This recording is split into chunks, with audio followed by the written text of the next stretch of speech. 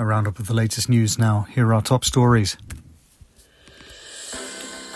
Santa Claus has been denied entry into Gaza.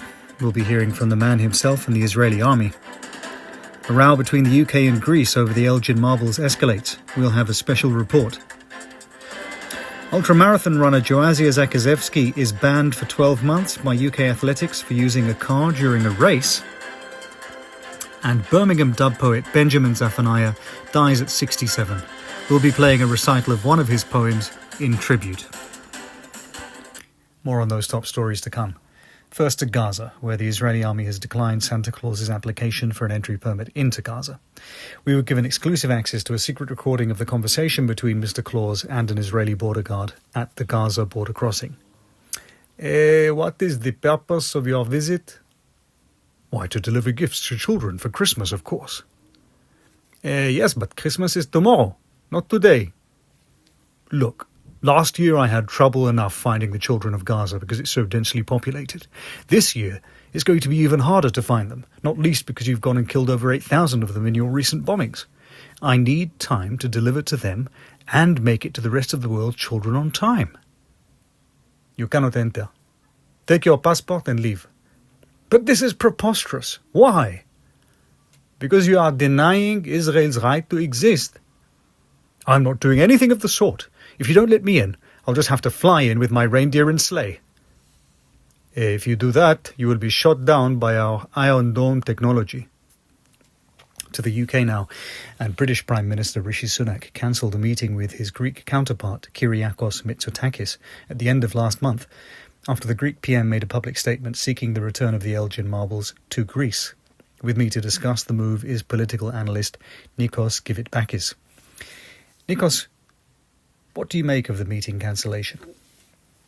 Hello there, Bob. Well, it's very clear. Basically, if someone steals something of yours and you tell on them, they're going to throw their toys out of the pram. The truth hurts. The British Museum is the biggest crime scene in the world. The trouble is that so much time has passed since the thefts. The thieves have forensically cleaned the artifacts to remove fingerprints and other incriminating evidence. So it's a tough case to crack. Nikos, thank you. UK ultramarathon runner Joazia Zakazevsky has been banned by UK Athletics for 12 months for getting into a car and driving for part of a race in which she came third. Other competitive runners have also taken inspiration from her, and this is how the Midhurst Milers Christmas Eve Sawdust Trail Run sounded at the starting line earlier today.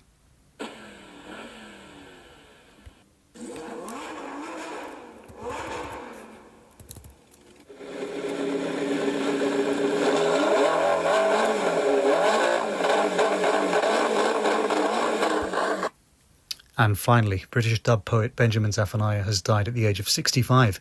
His poetry, delivered in his inimitably engaging style and aimed at making poetry accessible to all, covered themes including immigration, anti-racism and political activism. The man, who was born in Birmingham and of Jamaican and Barbadian heritage, was offered an OBE 20 years ago, but declined because he did not wish to be endorsed by an establishment that he viewed as having enslaved and oppressed his ancestors. To end today's broadcast, we're joined by Year 7 student Daisy Brown, who's going to recite one of Zephaniah's poems from 22 years ago. Christmas has been shot. Christmas has been shot away this year. There are too many choppers chopping up the sky, too many bullets in the air for good tidings. There will be no Christ and no Mass, and darkness has fallen upon the land. No one shall make a joyful noise unto the Lord, or serve the Lord with gladness. No one shall come before his presence with singing. And Palestinian Christians who want to declare the name of the Lord in Jerusalem, or glorify the boy in Bethlehem, have been told to piss off to Jordan, Syria or Iraq.